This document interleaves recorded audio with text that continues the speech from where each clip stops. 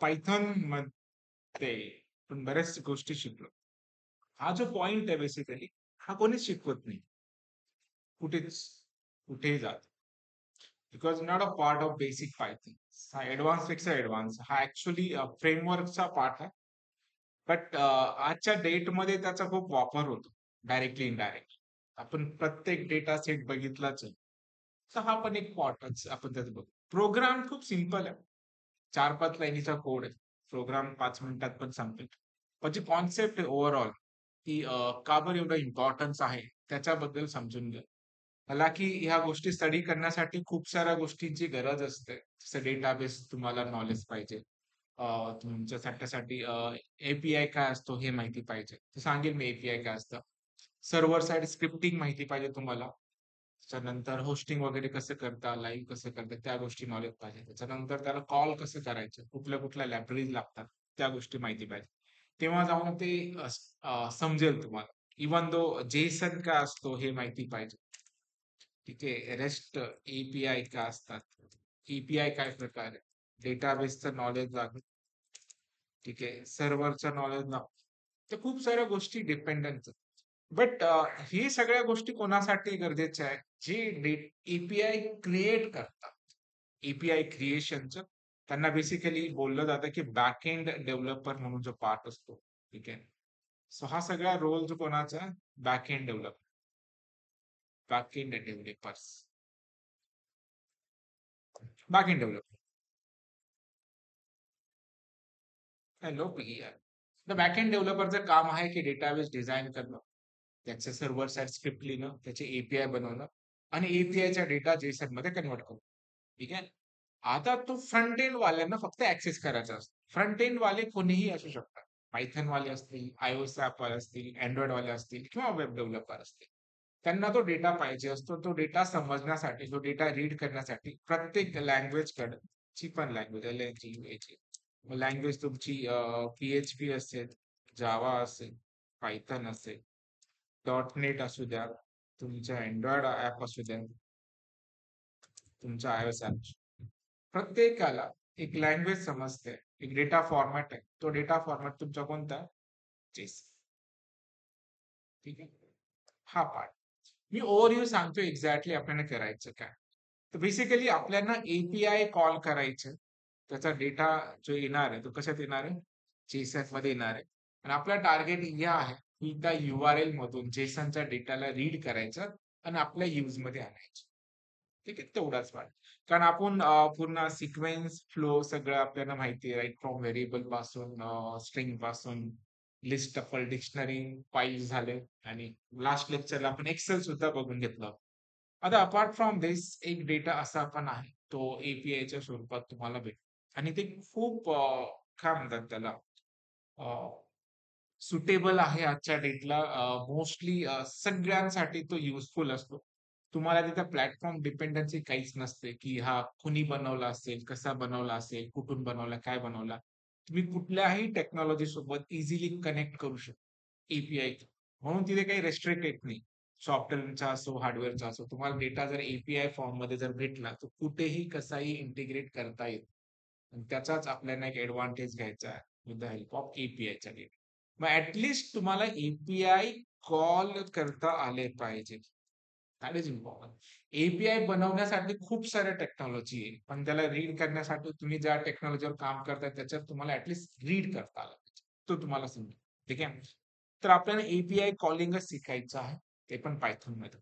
पण त्याच्या आधी इन शॉर्ट थोडंसं सांगतो की एपीआय नेमकं असतं का काय. तर इनिशियली असं कन्सिडर करून घ्या की आपल्याकडे खूप सारे प्लॅटफॉर्म होते, जावा, पायथन, .NET, अँड्रॉइड वगैरे. जेव्हा पूर्वीच्या म्हणजे 10-12 वर्षापूर्वीची पण सॉफ्टवेअर बनायचे ना, ते खूप स्पेसिफिक बनायचे. म्हणजे जावामध्ये तुम्ही एखादा सॉफ्टवेअर बनवलं असेल, तर त्याच्यासाठी लागणारा पूर्ण बॅकएंड हा जावा रिलेटेडच असायचा. आणि ती जी गोष्ट आहे, जर एखाद्या नवीन सॉफ्टवेअर बनवायचं असेल, एखाद्या गोष्टी जावाच्या पायथनमध्ये न्यायचं असेल, तर तुम्हाला पूर्ण सेटअप करावं लागायचं. पहिल्यापासून पूर्ण नवीन करावं लागायचं. कुठलीच गोष्ट रियूज नाही व्हायची. आहे ना, ऑब्व्हियसली टेक्नॉलॉजी चेंज झाल्यामुळे तो जावाचं पायथनचा काही संबंध नाही. सगळं एक्सचेंज व्हायचं. पण असं करायला लागल्यानंतर खूप सारे डिपेंडन्सी यायला लागली. म्हणून आधी पायथन मध्ये पायथन मध्ये नाही, सॉफ्टवेअर इंडस्ट्रीमध्ये खूप सारे टीम असायचे. पायथॉनची वेगळी, जावाची वेगळी, Android वाले वेगळे. प्रत्येक जण स्वतःचे काम करायचे. जरी ते एकाच सॉफ्टवेअरवर काम करत असले, तरी प्रत्येकाचं सेपरेशन होतं. है ना? मग ते खूप हेक्टिक होतं एवढी मोठी टीम मॅनेज करणं, हे करणं. मग एक मीडिएटर असा शोधला गेला. अजून सोप्या भाषेत लक्षात घ्यायचं असेल, तसं आपण महाराष्ट्रामध्ये मराठी बोलतो. राइट? गुजरातमध्ये गेल्यानंतर तुम्ही गुजराती बोलणार. कर्नाटकमध्ये गेल्यानंतर तुम्ही कन्नड बोलणार. State change, language change. मग असे तुम्हाला किती लँग्वेजेस शिकावं लागतात. राइट? पण तुम्ही याचं सोल्युशन कसं बघणार, की असं एखादं कॉमन लँग्वेज आहे का बुवा त्यांना सगळ्यांना समजून जाईल? हे ना? तुम्ही काय बोलचाल? इंडियामध्ये पण अजून तुमचे फॉरेनचे पण क्लायंट असेल तर इंग्लिश एकच ऑप्शन उरतो राइट?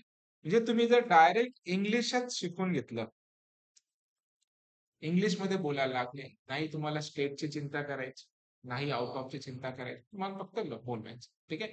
मग तेच एक्झॅक्टली ते कॉम्बिनेशन जे आहे फॉर्मॅट, त्यांनी काय ठरवलं, की बॅकएंड कुठलाही असू दे, त्या सगळ्यांचा फॉर्मॅट काय असणार? जेस. आणि जेसनचा डेटा असा आहे, जेसनचा डेटा प्रत्येक लँग्वेजला समजतो. प्रत्येक लँग्वेज. ती लँग्वेज कुठलीही असू दे. तुमची PHP असू दे, तुमची जावा असू दे, तुमचं पायथॉन असू दे, .NET आहे, Android आहे, iOS आहे. प्रत्येकाला काय समजते? Jason. Jason is a kind of English language समजून घ्या. आजच्या डेटला सगळ्यात जास्त यूज होणार, सगळ्यात जास्त म्हणजे मोर दॅन 99% तुम्ही म्हणता येईल आजच्या डेटला, जो डेटा ट्रॅव्हल होतो, तुमचा WhatsApp, Facebook, Instagram, YouTube वगैरे जे पण आहे, ते मोठे आहेत.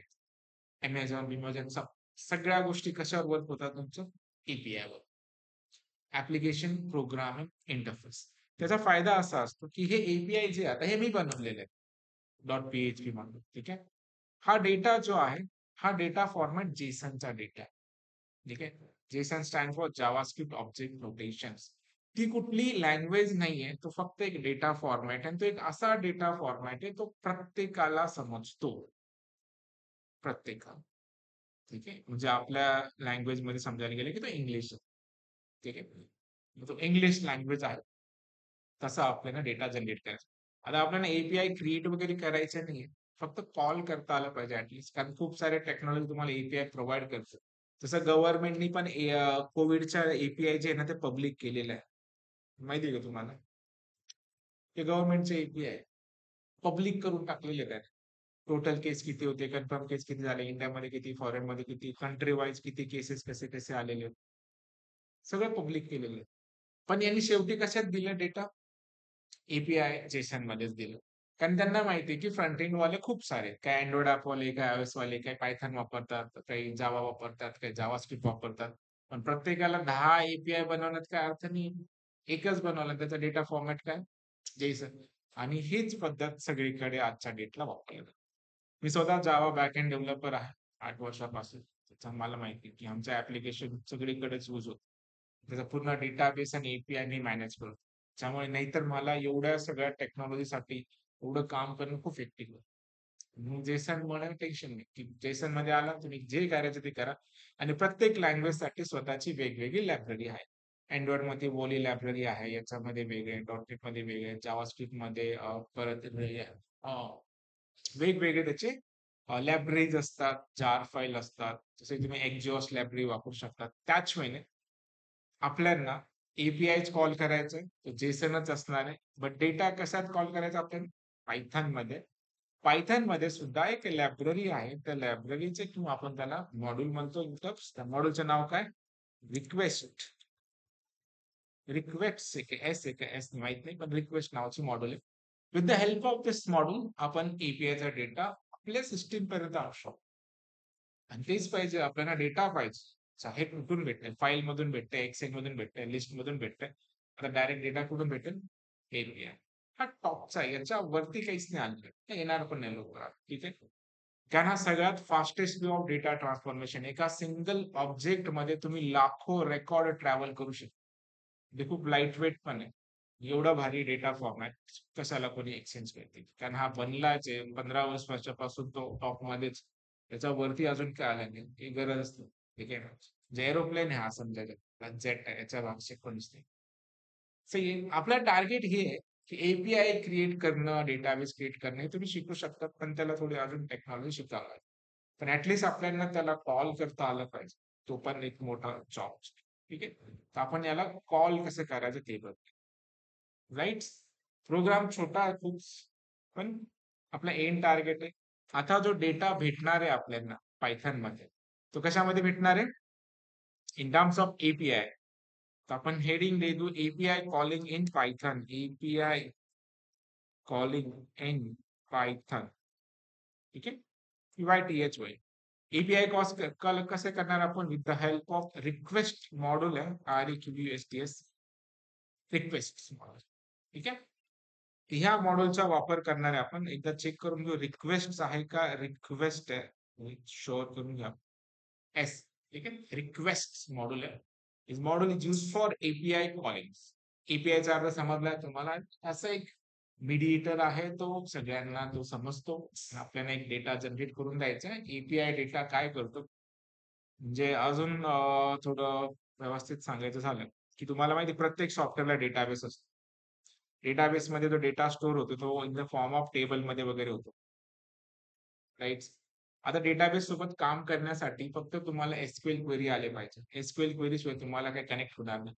आणि प्रत्येक लँग्वेज डेटाबेस कनेक्शन करेल, क्वेरी लिहिल, त्याचा सिंटॅक्स लिहिल, किती हेक्टिक आहे. म्हणून काय करतात, तुमचा जो डेटाबेस असतो ना, त्या डेटाबेस सोबत तुमचा एक सर्व्हर साइड स्क्रिप्ट जोडली जाते. ती कुठली असेल मग स्क्रिप्ट, तुमची जावा मध्ये असेल, डॉट मध्ये असेल, पीएचपी मध्ये असेल, इथे सर्व्हर साइड स्क्रिप्ट असतो. Server side script. या स्क्रिप्ट मध्ये सगळी क्वेरी वगैरे लिहिलेली असते आणि या सगळ्यांचा डेटा आपल्याला भेटतो जेसन मध्ये. ठीक आहे. फुल स्टॅकच्या बॅच मध्ये मी शिकवतो. इव्हन आता कॉलेजला पण जायचंय मला मेटचं. आजच कन्फर्मेशन आलं इकडे बघूया मला. आलास. कारण मी त्यांना 2 महिन्यापर्यंत थांबून ठेवलं होतं. आलेले. ठीक आहे. सो तो बेसिकली हे 18 ते 21, 10 ते 5 त्यांना शिकवायचे. 5:30 वाजता. खूप वेळ होतो. पण शिकवतात. सर्व्हर साइड स्क्रिप्टिंग हा पार्ट आता स्किप आहे आपला. हा पूर्ण आपल्याला फोकस काय करायचं, जी पण URL प्रोव्हाइड करेल तो डेटा देईल आपल्याला जेसन. आपला फॉर्मॅट आहे जेसन, आपल्याला समजलं पाहिजे. जेसनचं एक थोडंसं अंडरस्टँडिंग करून घ्या. जेसन मध्ये 2-3 गोष्टी समजल्या पाहिजेत तुम्हाला. पहिली गोष्ट, जेसन जो आहे लँग्वेज नाहीये, डेटा फॉर्मॅट आहे. First thing. त्याच्यामध्ये 3 गोष्टी असतात फक्त.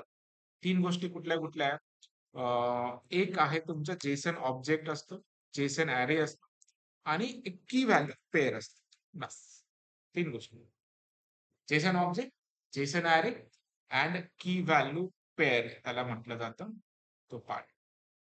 आता पहिलं की कसं आयडेंटिफाय करायचं, इथे जर मी राऊंड करायला गेलो तर जिथे तुम्हाला कर्ली ब्रेसेस दिसेल, कर्ली ब्रेसेस, हा तुमचा काय झाला जेसन ऑब्जेक्ट. कर्ली ब्रॅकेट असेल तर ऑब्जेक्ट. जिथे तुम्हाला स्क्वेअर ब्रॅकेट दिसेल, हा तुमचा ऑब्जेक्ट आहे. OBJ म्हणतो. ठीक आहे. आणि जिथे तुम्हाला स्क्वेअर ब्रॅकेट दिसेल तो तुमचा जेसन अॅरे, AR.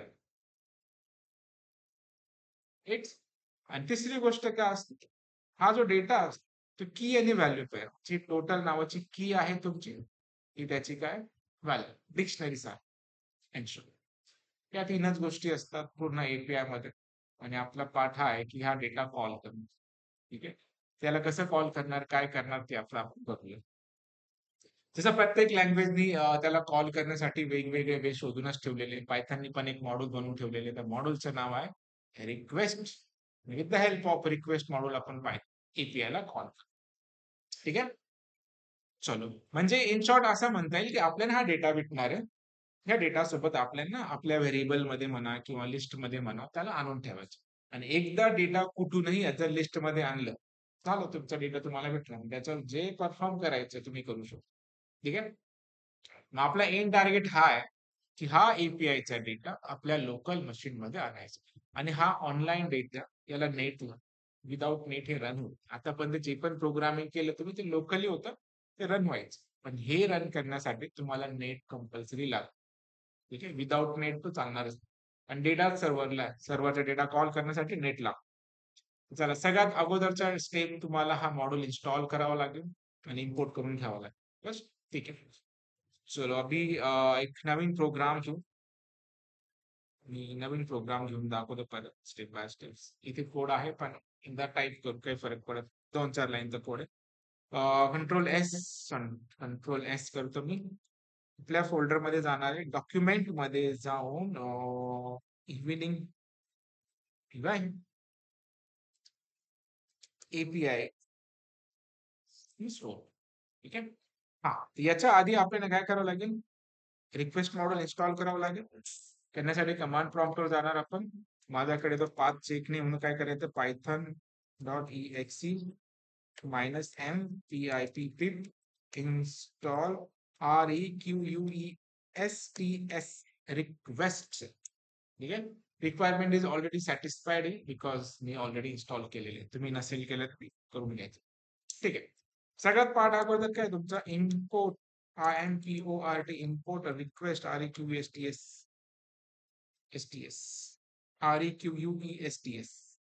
बरोबर. ठीक आहे. रिक्वेस्ट तुम्हाला एक URL लागेल. व्हेरिएबलचं नाव काही पण लिहू शकता. It is not exactly URL, but त्याला URL म्हटलं की थोडं मिनिंगफुल आहे. कुठलं एपीआय कॉल करायचं तुम्हाला, जी पण लिंक असेल तुमच्याकडे, कोणी दिलेली असेल, प्रोव्हाइड केलेली असेल किंवा ऑनलाईन असेल, ऑनलाईनच असतं मोस्टली, ही लिस्ट दिली असेल. कुठलीही एपीआय असो जगातली, काहीच टेन्शन नाही. आणि कशात बनवलंय, काय बनवलंय, कुछ टेन्शन नाही. आम्हाला URL माहिती आहे, त्याचा डेटा येणार आहे जेसन मध्ये, दॅट्स. तर ही URL आपण आपल्या इथे पेस्ट करू. एक ही प्रोग्राम ने ठीक आहे, URL. ठीक आहे. इथे ना एक मेथड आहे, जसं की मी data is equal to request, मॉड्यूलचं नाव REQUESTS रिक्वेस्ट डॉट गेट म्हणून एक मेथड आहे. गेट मध्ये काय टाकायचं, बस. हा काय करतो मग, जो पण डेटा असेल त्या एपीआयचा, जो रिस्पॉन्स येणार असेल, तर पूर्ण रिस्पॉन्सला आपण काय करू शकतो, इथे प्रिंट डेटा.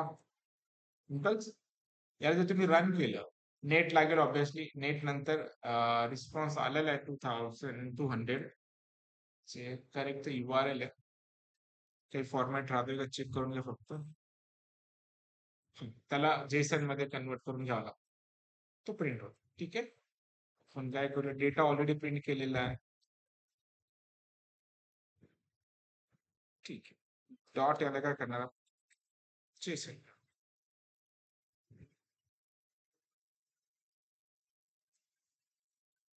काय राहत आहे, रिक्वेस्ट डॉट गेट URL घेतलं, request dot get method URL टाकली एका व्हेरिएबल मध्ये, रिस्पॉन्स डॉट जेसन आणि डेटा. ठीक आहे. ट्राय एस्पेक्ट तुम्हाला माहिती आहे कशासाठी वापरतो आपण, एक्सेप्शन हँडलिंग साठी. पुढे स्पेलिंग मिस्टेक वगैरे काहीच नाही. ओके, आधी याला सेपरेटली करून घ्या, मग त्याला व्हेरिएबलचं नाव. आपण एकाच ठिकाणी सगळ्या गोष्टी करतो, त्याच्यामुळे मे बी प्रॉब्लेम्स, बट काय इश्यू नाहीये, करून घे. सेपरेटली करून घेता आला पाहिजे. इथे रिस्पॉन्स घेऊन टाकला आपण RS नावाचा, आणि एक डेटा नावाचा व्हेरिएबल घेतला. डेटा मध्ये आपण काय करतो, जे पण रिस्पॉन्स आलेला आहे त्याला जेसन मध्ये कन्वर्ट करतो. पण फक्त जेसन लिहिला असेल, त्याचं फंक्शन पण आहे जेसन नावाचं, त्याच्यामुळे ते नसेल आलं. ठीक आहे, काही प्रॉब्लेम नाहीये. आता हा डेटा आलेला आहे पण तो स्क्रिप्ट होतो. क्लिक करा तुम्हाला डेटा. सगळ्यात पहिली प्रायोरिटी जर तुमची असेल, जो पण डेटा आहे एपीआयचा, तो तुमच्या मशीन पर्यंत आणायचा. म्हणजे अख्खाचा अख्खा ऑनलाईनचा डेटा आता आपल्या मशीन पर्यंत आलेला, फक्त 2 लाईनी येतो एवढंच, इम्पोर्ट दिस. ठीक आहे. हा डेटा आला तर तुमचं 90% काम इथे होऊन गेलं. तुम्हाला जो डेटा ऑनलाईनचा पाहिजे होता, तो तुम्ही इथे लोकल मशीन पर्यंत आणलेला आहे. आता फक्त तुमचा नेक्स्ट टार्गेट हा पाहिजे, की हा जो ऑनलाईनचा डेटा आहे, तुम्हाला असं डायरेक्टली वापर करता येणार नाही. तो आयदर तुम्हाला तुमच्या लिस्टमध्ये किंवा कुठेतरी पाहिजे जिथे तुम्ही कम्फर्टेबल असाल.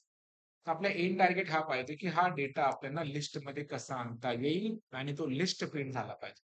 तेवढाच टार्गेट तुमचा आहे. एकदा डेटा तुमचा जेसनच्या लिस्टमध्ये आला, तुम्ही फ्री आहे, त्याच्यामध्ये ऍड करा, अपडेट करा, पाहिजे त्या गोष्टी तुम्ही करू शकता. ठीक आहे. तर याला एक्स्ट्रॅक्ट कसं करायचं ते आता थोडंच बघू. मेन डेटा तुमच्या डेटामध्ये आलेला आहे, डेटामध्ये हा पूर्ण डेटा आलेला आहे. ठीक आहे.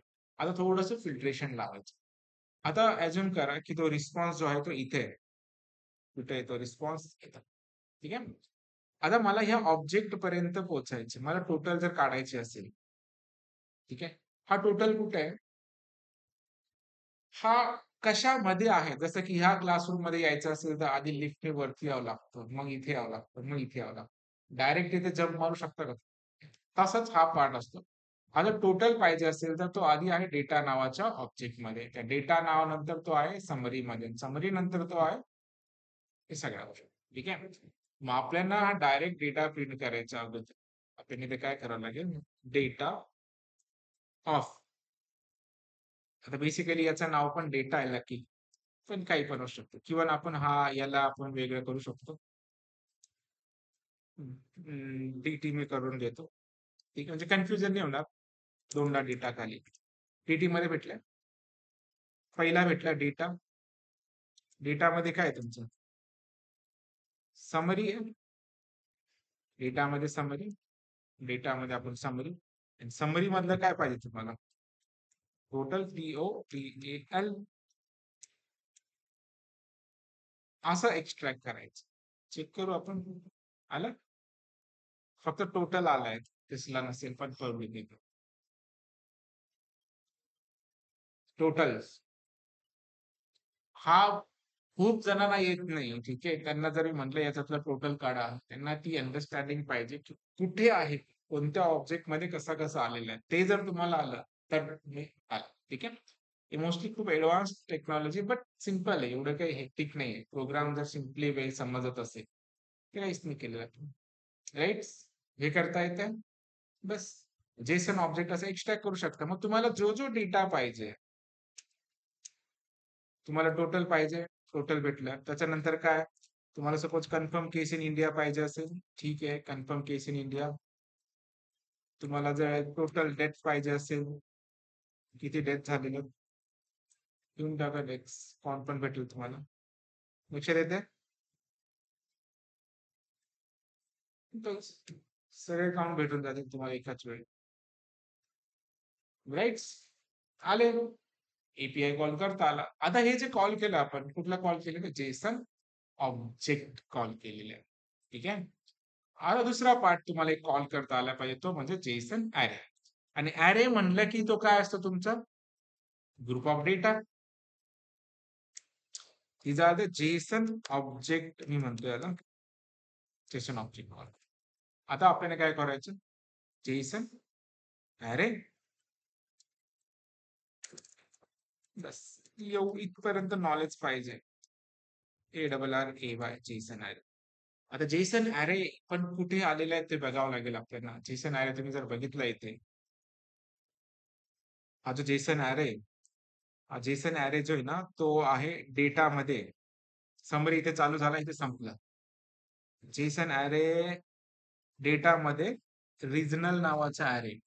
आणि ऍरे म्हटलं की त्याचे सगळा डेटा कशाने ऍक्सेस होईल? इंडेक्स पोझिशन ऍक्सेस होईल. ठीक आहे.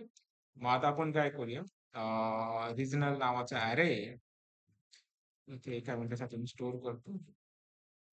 समरी नाही, डायरेक्ट म्हणजे डेटा पर्यंतच आपल्याला पाहिजे. राईट. मी इथे जातो, प्रिंट डेटा, नंतर डायरेक्ट काय आपल्या ऍरेचं नाव? रिजनल. रिजनल मधलं काय? कितवा इंडेक्स पाहिजे? आता सध्या 0th इंडेक्स मला प्रिंट करून बघ. ठीक आहे. ट्राय करके देखते हैं. आला 0th इंडेक्सचा डेटा. पण 0th इंडेक्स मधला पण तुम्हाला काय पाहिजे? सपोज आपण लोकेशन घेऊन टाकू. 0th इंडेक्स मधला मला पाहिजे लोकेशन. अंतपाणी. ठीक आहे. पण आता 0th इंडेक्शन तुम्हाला जर सगळेच पाहिजे असतील तर काय करायचं? जेवढे लोकेशन, आता इथे एकच नाही ना अंदमान निकोबार, इथे सगळे सगळे कसे गेट करतात? टोटल काढावं लागेल तुम्हाला आधी. ठीक आहे, आपण आधी टोटल काढून बघू भेटतं का नाही. टोटल करण्यासाठी आपल्याकडे फंक्शन काय? PRINT print. कसं काढू टोटल? लेन बघूया, लेन ऑफ आपण काय करू इथे, दिस भेटले टोटल 36. आता प्रत्येक वेळेस मला इंडेक्स इथे पास करायचं आहे, 0 1 2 3 4 5 6 7 8. कसा पास करू? लूप लावावा लागेल, राईट? समज रहा है? ठीक आहे. मग इतर आपण काय करू, इथे लेन एल नावाच्या व्हेरिएबल मध्ये स्टोअर करून घेतो. थोडं लक्षात येतं. मग इथे जाऊन आपण काय करूया, फॉर लावणार. फॉर आय इन रेंज वापरून घेणार आणि इथे काय पास करणार, एल तिथपर्यंत कोलन, याला मी फक्त टॅप देणार आणि 0च्या ठिकाणी काय पास करू, फक्त इथे काय, आय ना, इंडेक्स पोझिशन आय मध्ये भेटते, राईट? एल ने फक्त एकच येईल 36. आता जर तुम्ही याला प्रिंट केलं, आले सगळे. आता मला हे सांगा की हे मला सगळे लिस्ट मध्ये पाहिजे.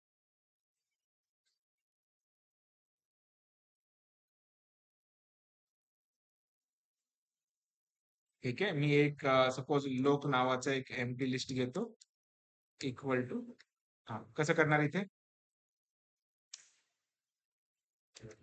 LOC dot append, APPEND, S एक का फक्त अपेंड, अपेंडच फंक्शन आहे, राईट? काय अपेंड करणार पण इथे तुम्ही, आय, कस काय आय मध्ये तर फक्त इंडेक्स भेटेल ना, डेटा कुठे आहे, हा डेटा भेटणार. डेटा फॉर त्या ऑब्जेक्ट मध्ये जाऊन, अरे मध्ये जाऊन त्या लोकेशनचा इंडेक्स वाईज डेटा घ्यायचा आहे. आय मध्ये फक्त आपल्याला हे इंडेक्स इथे 0 1 2 3 4 5 च्या ठिकाणी आहे. मग आता हा पूर्ण लोकेशन मध्ये भेटेल. आता मी डायरेक्टली काय करतो, तुझं लिस्ट आहे तो प्रिंट करतो. ठीक आहे, हॅलो, चेक करू सगळं बरोबर असेल तर सगळं होऊन जाऊ. आता आलं म्हणजे फायनली आपण अख्ख्या API चा डेटा एक्स्ट्रॅक्ट करून त्याला लिस्ट मध्ये आणलंय. लक्षात आलं? आता हा काय आला लिस्ट मध्ये, आता लोकेशन आलं. तुम्हाला जर आता मी अजून एक गोष्ट सांगतो, लोकेशन आलाय, अजून काय काय याच्यामध्ये, confirm case in India, death वगैरे सगळे. ठीक आहे, आता मला कन्फर्म केस इन इंडिया पण पाहिजे असेल तर काय करणार, IND इंडियाचे केसेस. मग आता सेम सगळं असंच असणार आहे, फक्त चेंज काय होईल, काय चेंज होईल, लोकेशनच्या ठिकाणी काय चेंज होईल, फक्त confirm case in India, confirm case in India, right? इथे आलो मी, इथे काय प्रिंट करणार आता, PRINT प्रिंट IND, हा बरोबर, करेक्ट, ते तर करावं होतं, नाही तर ते सेम ओव्हरराइड होऊन गेला असतं. बरोबर, दोन लिस्ट आल्या आपल्याकडे, confirm case in India list. आता मी मागे एक प्रोग्राम करून दाखवला होता तुम्हाला पांडा लायब्ररीमध्ये, नेम आणि एज आपण लिस्ट घेतलं होतं, नंतर त्याचं डिक्शनरी बनवलं, त्या डिक्शनरीचं परत कशात कन्वर्ट केलं होतं, एक्सेल मध्ये. तर ते करता येईल, येईल ना, सेम झालं ना, तुम्हाला दोन ऍरे भेटले, पण तो लिस्ट कंडक्ट करण्यासाठी फॉर API तून डेटा घेतला आपण आणि API चा डेटा.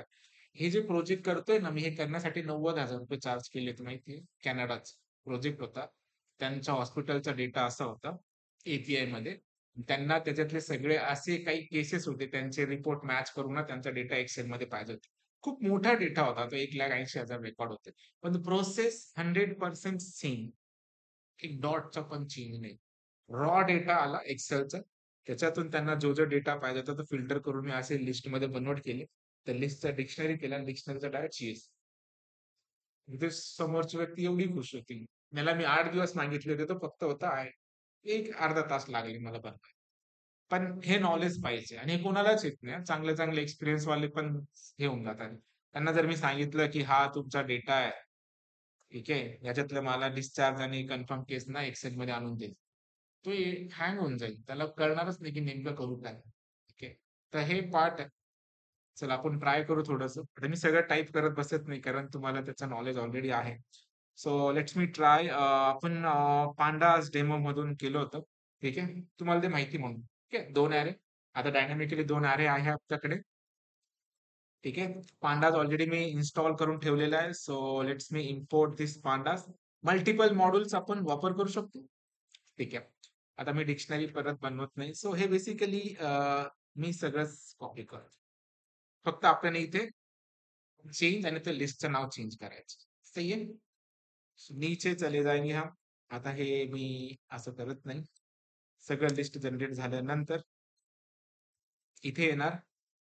ठीक आहे, डिक्शनरी मध्ये आधी काय आपल्याकडे लोकेशन मी टाईप करतो. लोकेशन आणि त्याच्यानंतर काय आपलं केस इंडिया. ठीक आहे, एज्युकेशन आता सध्या काहीच नाही, फक्त 2च गोष्टी आहे. या सगळ्या डिक्शनरीचा डेटा फ्रेम केला. डेटा फ्रेम मधून सीएसव्ही केलं, पण या सीएसव्हीचं नाव देतो मी COVID कोविड. आता याला मी रन करतो. सक्सेस आला पाहिजे फक्त. माहित नाही एरर आलं का काही.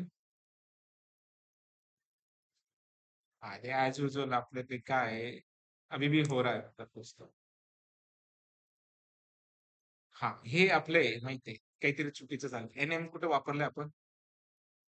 हम्म, हा हा हा. लिस्ट चेंज कोणी केलं पहिले काय आपलं LOC. दुसरं काय, हे एरर चांगले वाटतं माहितीये का, ते लगेच भेटतं आपण आणि कळतंय आपल्याला काय करायचं. परत पासवर्ड विचारणार, त्यावेळेस आपण ना थोडं चांगलं पासवर्ड टाकू म्हणजे तो पण खुश होऊन जाईल. आ गया कुछ लिस्ट. अजून पण मेन म्हणजे काय, हम जाएंगे अपने डॉक्युमेंट में. पुढे गेले डॉक्युमेंट्स. डॉक्युमेंट मध्ये जाणार, PY मध्ये जाणार, कोविड. त्याच्यात तो डेटा आलेला पाहिजे.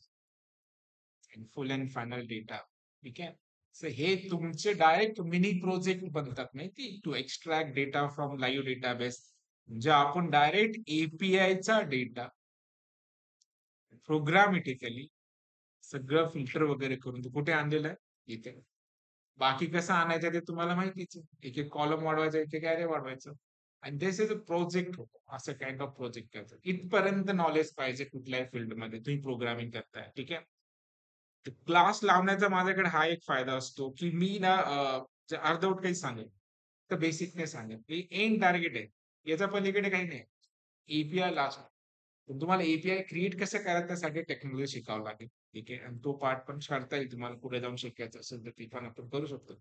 पण आता कोर पायथनचा जो होता, इव्हन आपण ऍडव्हान्स पायथन पण केलं. कुठलाही कोर्स बघून घ्या तुम्ही ऑनलाईनचे, कितीही ब्रँडेड वाल्यांचे ज्यांचे लाख लाख फॉलोअर्स आहे, ते पण नाही सांगते. माझे 500 पण नाही तरी मी रेकॉर्ड केलेलं आहे, पण ठीक आहे, चालतंय. मी पब्लिक नाही झालेलं आहे. मी एक पण स्टेटस ठेवला नाही 8 वर्षामध्ये की व्हिडिओ बघा. ठीक आहे, पण आता करावं लागेल हळूहळू. ठीक आहे, पण काही नाही. झाल्या लक्षात. मी तुम्हाला पूर्ण सॅम्पल कोड देतो, URL पण देतो. तुमचा प्रोजेक्ट हाच असेल कम्प्लेशनचा, की सगळा डेटा एक्सेल मध्ये आला. ठीक आहे, अजून काही सॅम्पल API आहेत माझ्याकडे, ते पण प्रॅक्टिसला देतो. तुम्हाला असे API भरपूर भेटतील. वेदरचे API वगैरे भेटतील, ते तुम्ही इम्प्लिमेंट करू शकता. पण आता तुमचा मेन टार्गेट आहे बिंग ANTC स्टुडंट, की तुम्ही हार्डवेअरचा डेटा एका याच्यात आणायचं शिका. ठीक आहे, तुम्हाला माहिती आहे त्याच्या पुढे तुम्ही प्रोग्राम सपोर्ट तुम्हाला कंटिन्युअस भेटून जातो. ठीक आहे, चालेल. तर हा आपला एक मिनी प्रोजेक्ट काइंड ऑफ होत होता की retrieve data from REST API and convert into the Excel using pandas and request models. So we finally done this. Thank you.